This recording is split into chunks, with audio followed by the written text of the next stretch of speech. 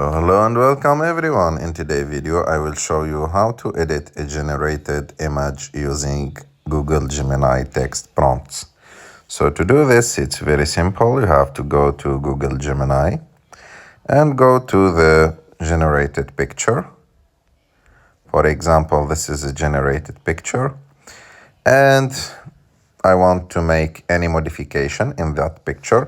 For example, I will ask Gemini with Nano Banana model to add a dragon flying in the sky. I will ask it add a dragon flying in the sky, and I will click send. And now the Nano Banana is creating the picture and is editing the generated picture, because the first picture was already generated with Nano Banana. So now, as you can see, it added a dragon flying in the sky without modifying anything else. It was the only modification in the picture.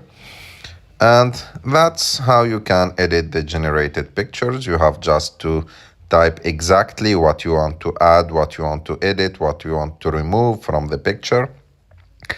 And Gemini and Nano Banana, they will do the work for you. I hope that you like this video. If you like this video, don't forget to subscribe.